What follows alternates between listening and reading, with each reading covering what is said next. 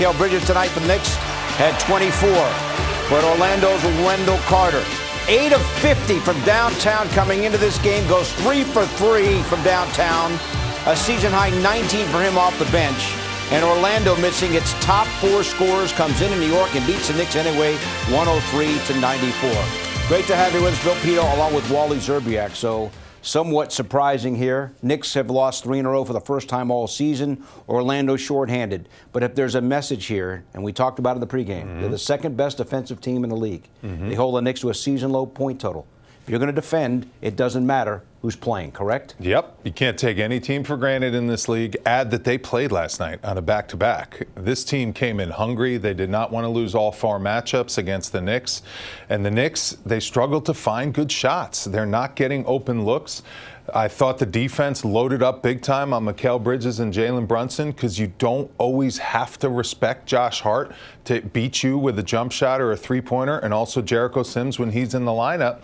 He's a guy that's going to rebound. I thought he played with a lot of effort. He had 10 boards, but offensively, he doesn't look at the basket. He doesn't look to shoot, so you can load up on the guys who are looking to shoot on the Knicks, and that's exactly what they did. It was a great game plan. And another thing, the Magic are big at every single position. I thought the size, the strength, the athleticism, and the youth really bothered the Knicks tonight. Karl Anthony Towns didn't play because of a sore knee, and the Knicks go 4 of 22 from downtown. Yeah.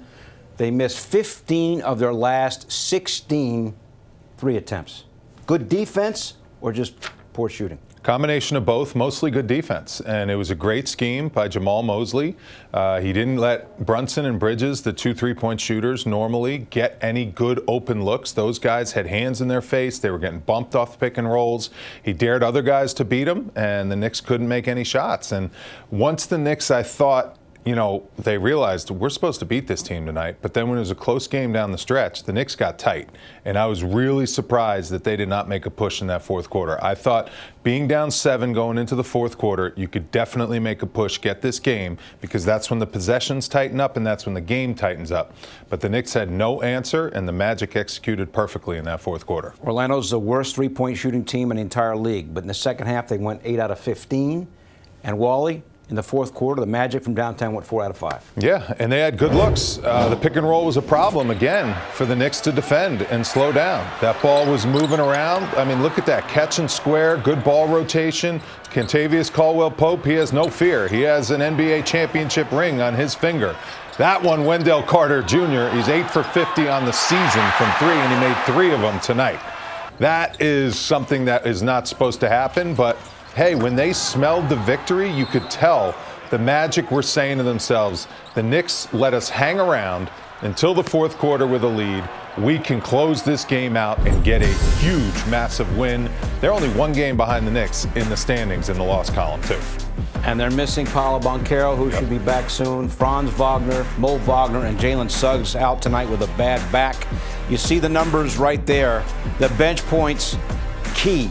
Orlando 50. Jonathan Isaac had 13. A couple of guys off the bench with 9. We mentioned Carter with 19.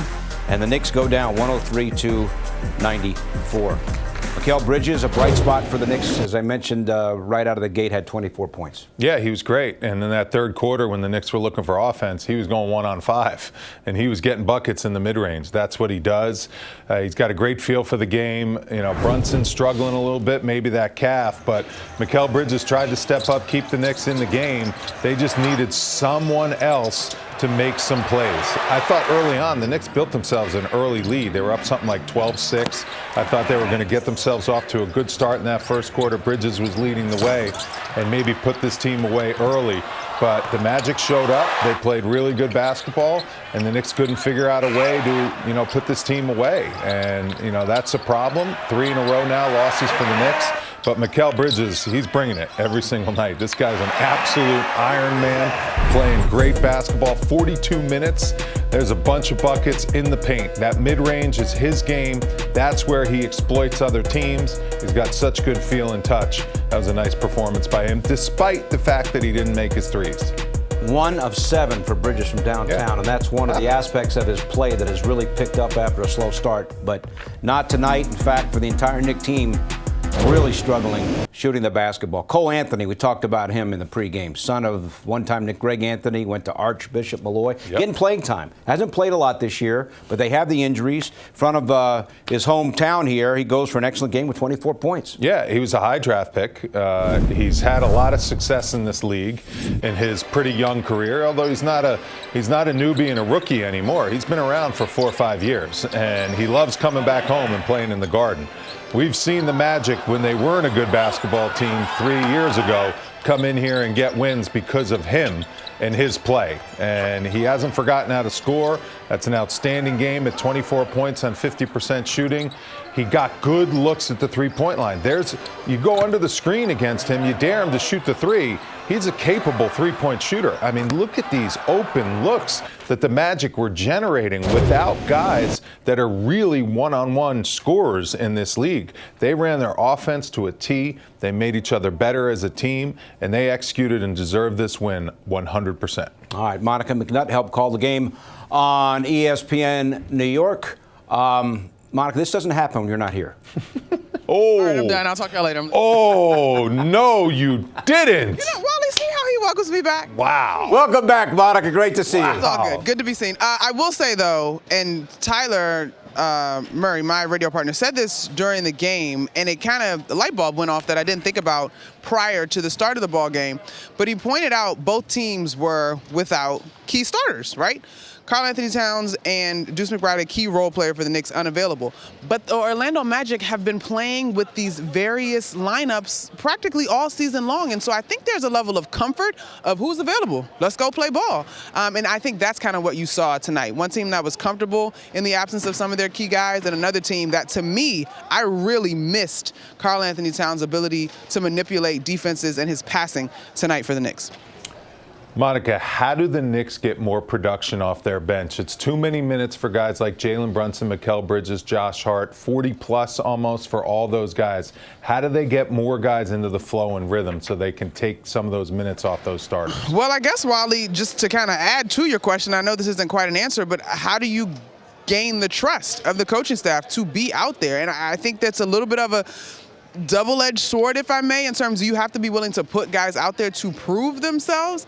I thought Jericho Sims played with tremendous energy to start the ball game, but obviously his limitations offensively kind of bother you in the course of that ball game. I thought Landry Shamet gave you some good minutes and good effort. There has to be a give and take. I don't have an answer for that one, because the only way you're going to see if you can trust guys, to me, is if you put them out there. Now, what qualifies as as a situation in which the coaching staff is comfortable in putting guys out there, I can't quite answer. Monica, in the pregame, Allen was talking about the fact that over the last 7 games as a team, the Knicks shooting about 30% from downtown. Tonight, 4 out of 22. What do you think the problem is? Well, you ran up against the best team at defending the three, or second best team in terms of defending three in the Orlando Magic. And so, to me, you have to give the Magic their credit defensively. I thought their defense on the perimeter was stout. But overall, and this is why I felt like you missed the passing ability and the gravity of Karl-Anthony Towns in this one, I didn't think that the Knicks were particularly decisive offensively much tonight. There were a few possessions where I thought Josh Hart attacked in the transition or the secondary break. Mikal Bridges kept his dribble alive and was patient and able to find shots.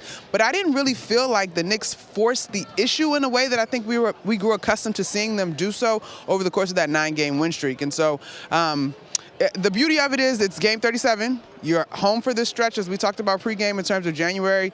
You take away what you can from this one and you keep moving.